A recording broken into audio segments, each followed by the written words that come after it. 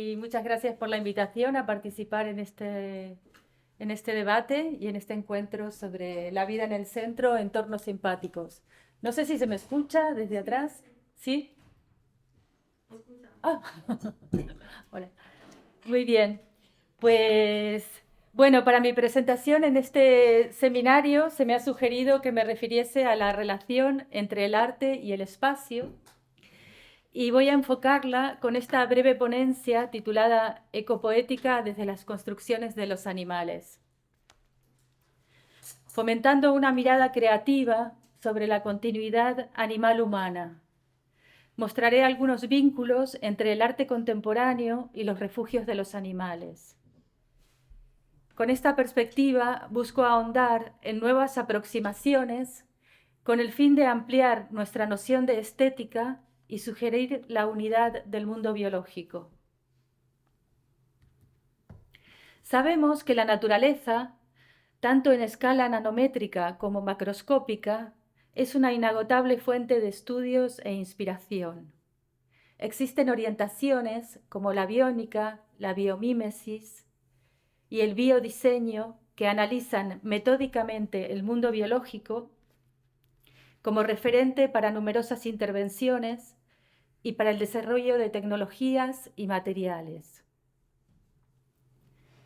En esta presentación me referiré a la utilización de ciertas técnicas y materiales compartidos con otras especies, a la composición en el espacio, al lenguaje y a otras narrativas. Trazaremos este mapa con artistas como Aganeta Dick, Giuliano Mauri, Tadashi Kawamata, Anne Hamilton, Anish Kapoor y Christian Lehr. Desde los griegos se estableció una analogía entre el cuerpo humano y el edificio, según la cual la forma de uno era la base para crear las proporciones del otro. En su tratado de arquitectura, Vitruvio afirma que el cuerpo humano está estructurado según relaciones geométricas. Desde la antigüedad, el hombre ha sido considerado como la medida de todas las cosas. Podríamos decir que desde la perspectiva de su ombligo se ha trazado el mapa de lo que ha abarcado y de lo que ha dejado en la sombra la mirada occidental. Mi investigación insiste en trazar lecturas multicéntricas que abarquen intersecciones con círculos periféricos. Constelaciones trazadas a partir de otros cuerpos, como son los cuerpos de los animales.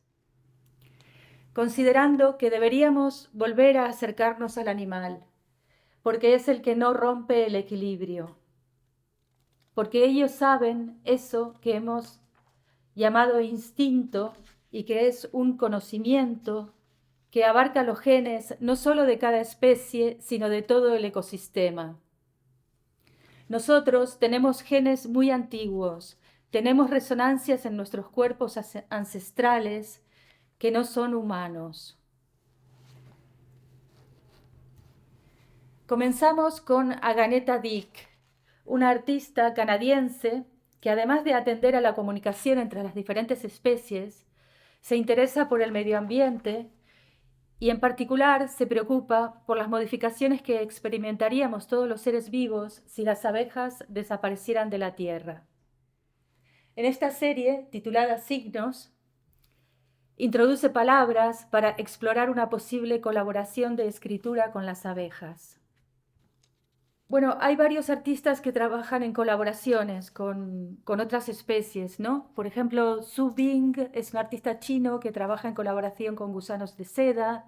Tomás Araceno es un artista argentino que trabaja en colaboración con arañas. Herbert Duprat es un artista francés que trabaja en colaboración con las larvas, con unas larvas que se llaman Cadis. Y Aganeta Dick trabaja en colaboración con las abejas. Ella, para crear estas piezas, lo que hace es una creación, digamos, colaborativa con las abejas, en las cuales introduce piezas de cerámica y son las abejas cuando construyen los panales, cuando continúan de una manera bastante azarosa e impredecible el trabajo, ¿no? En esta cerámica en particular podríamos interpretar ciertas connotaciones psicológicas por la simbiosis en la pareja a través de la función de sus cabezas. ¿Son las abejas unas exquisitas escultoras? De acuerdo a Juan Antonio Ramírez, un importantísimo y muy creativo historiador del arte, Aganeta Dick nos lanza un desafío.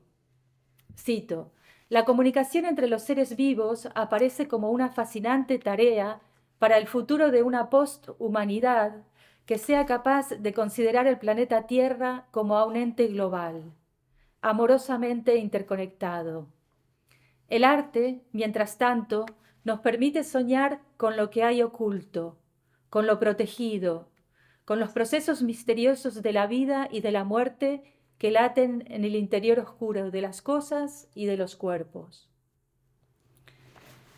Ahí termina la cita y voy a pasar al siguiente artista, que es Giuliano Mauri, que es un artista italiano que no es fácil de catalogar.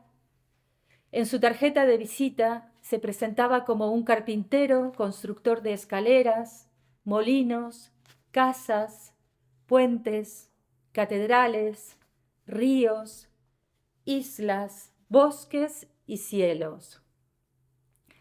Posiblemente su obra más famosa y evocadora sea la Catedral Vegetal, que es una plantación de árboles que traza en el terreno la planta de una basílica. Esta intervención se encuentra en el norte de Italia, en Trento. Vamos a pasar a otra de sus obras, que es El árbol de los 100 nidos. A la izquierda vemos uno de los bocetos previos y luego vemos su intervención en una gigantesca encina aislada en el campo de su ciudad natal, Lodi Vecchio. Estos nidos, similares y diferentes entre sí, tejidos con ramas, se mimetizan, aunque no por completo, entre las ramas del árbol. Desde esa idílica morada para pájaros, ese lugar soñado en la función de habitar, esa imagen que el ser humano anhela, donde aún hay cobijo e independencia, el artista ofrece a los pájaros nuevas posibilidades de refugio. El modo en que estos nidos han sido tejidos nos remite, dentro de un lenguaje compartido con las aves, a los pájaros tejedores. Tanto las oropéndolas de América del Sur y de América Central como los pájaros tejedores africanos cuelgan sus nidos de los árboles para evitar el acceso de los depredadores. Los tejen y atan con distintos nudos que seguramente presenten semejanzas con los realizados por Mauri, dado que poseen una gran capacidad constructiva, y, al fin y al cabo, es la propia rama la que dicta su flexibilidad y sus posibilidades, y las manos o el pico los que ofrecen una respuesta dentro de este diálogo con el material. Pasamos a la siguiente artista, que es Anne Hamilton, para tratar un tema referente a un aspecto infranqueable con los animales, como es nuestro lenguaje, sea en su forma verbal o escrita. Sabemos por experiencia que existen muchas otras vías para comunicarnos con ellos y que, por ejemplo, el biólogo y etólogo holandés Frans de Waal lo analiza muy detalladamente en su libro La edad de la empatía. Anne Hamilton crea esta pieza semejante a una gargantilla con lino y crines de caballo, en la cual está bordado un alfabeto renacentista cerca del cuello. Y las extensiones de cada letra en el sitio opuesto de la tela se despliegan formando un remolino. Las letras internas son invisibles cuando se usa el collar. Lo animal es humanizado y el lenguaje corporal pierde valor en favor del lenguaje verbal. De acuerdo al artista, esta pieza hace referencia a la relación entre el rápido crecimiento de la alfabetización y la gradual devaluación del conocimiento no verbal, como es el aprendido y experimentado por el cuerpo. A ella le interesa especialmente el cuerpo como portador de un conocimiento no verbal que se manifiesta en sus movimientos, en sus gestos, a través del ritmo y de la danza. Bueno, en esta otra imagen vimos la misma pieza de Anne Hamilton, ahora ya me pongo nerviosa y empiezo a hablar rápido, y un collar de un chimpancé, Lo único que tienen ambos en común es que son collares realizados con pieles y con pelos de animales. Acerca de este segundo collar, nos explica Mike Hansel, que es un eminente etólogo escocés, que se observó que un grupo de chimpancés, después de matar y comer a un mono, se llevaron trozos de su piel. Y esto es interesante porque es la primera vez que se encuentra un nudo hecho por un chimpancé. Entonces, una hembra llamada Ako portaba un trozo de piel envuelto alrededor de su cuello que después desechó. Cuando los investigadores lo recogieron, encontraron que el trozo de piel estaba anudado en sus extremos. Este es el primer caso de un nudo realizado por un mono salvaje. Entonces la pregunta es, ¿quién lo hizo y por qué lo llevaba Ako? Esto, según Hansel, plantea preguntas importantes aún sin respuestas sobre el origen de nuestro propio comportamiento, dado que los chimpancés son nuestros parientes vivos más cercanos. Bueno, el siguiente artista es Tadashi Kawamata y me quiero referir a él en relación al reciclado y al uso de materiales del entorno. El procedimiento de apilar maderas de un modo repetitivo y utilizando siempre la misma unidad, en este caso ramas, es también empleado por los castores en sus diques. Por supuesto que las estructuras de Kawamata no son agregaciones de maderas, sino son articulaciones entre el hacer del artista y el mundo. Kawamata realiza un desplazamiento desde el ámbito de la naturaleza al ámbito de la cultura. Considera que ser un creador significa tener un conocimiento íntimo de los materiales y desplegar sus posibilidades en el espacio. Nos dice que le interesa poder ensamblar y desensamblar con facilidad sus elementos.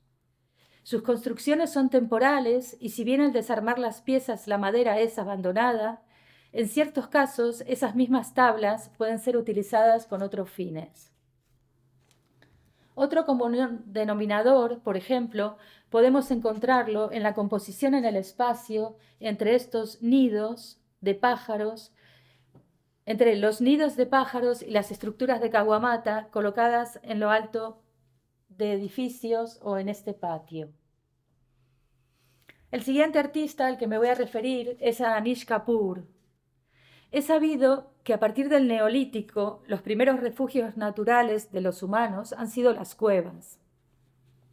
Por eso voy a hablar de este proyecto de Kapoor y también de excavaciones procedentes del mundo animal. En estos dos bocetos que vemos a la izquierda, aluden a refugios excavados bajo tierra. Una de sus búsquedas ha sido la creación de obras donde explorar físicamente la posibilidad de introducir primero la cabeza y después todo el cuerpo en la oscuridad. Esta preocupación lo condujo a producir instalaciones de gran escala en las que caminando se puede descender bajo tierra.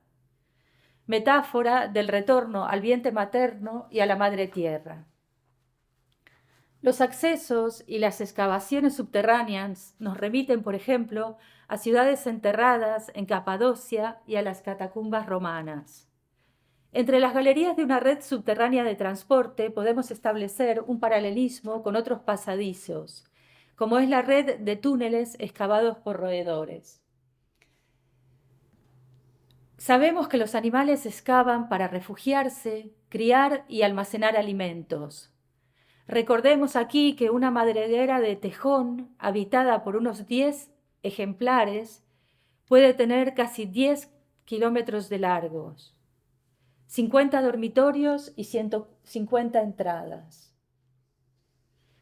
El comportamiento constructor relacionado con el excavar, al menos en términos de cantidad, merece ser considerado como muy importante entre los mamíferos, y son los roedores, como los tejones, los castores, los conejos, los topos y otros roedores más pequeños, los que poseen mayormente dicha habilidad constructiva.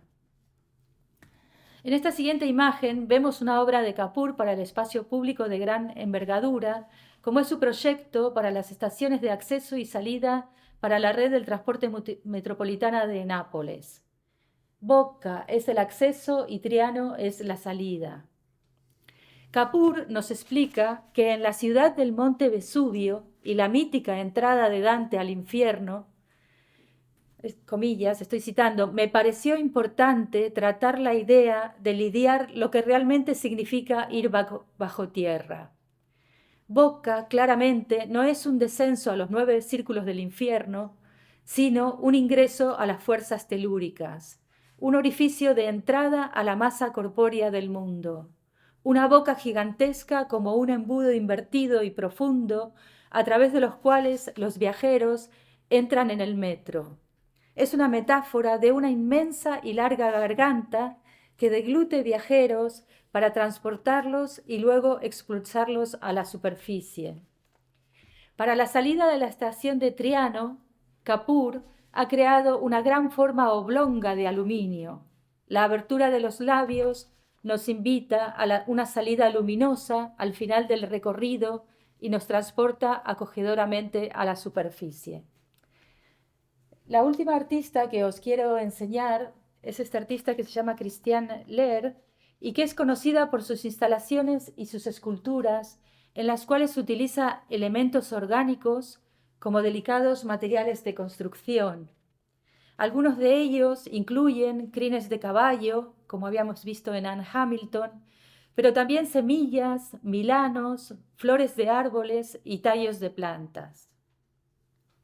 En la instalación que observamos en el lado izquierdo, vemos la contraposición que establece entre las curvas convexas del techo de la sala y la fina red que se hace cóncava por el peso de su ligero contenido, en el cual introduce objetos diminutos que, aunque parecen frágiles, en realidad son muy resistentes. Y la otra pieza que vemos, creada con una red, con semillas, y con un clavo o un alfiler, la estoy mostrando en relación con estos capullos de los gusanos de seda. Tiene que ver por el aspecto de su fragilidad, por el aspecto de su escala y por su organicidad. Y bueno, quiero concluir con algo que John mencionaba al inicio, que es que decía que buscaría ahondar en nuevas aproximaciones con el fin de ampliar nuestra noción de estética y sugerir la unidad del mundo biológico.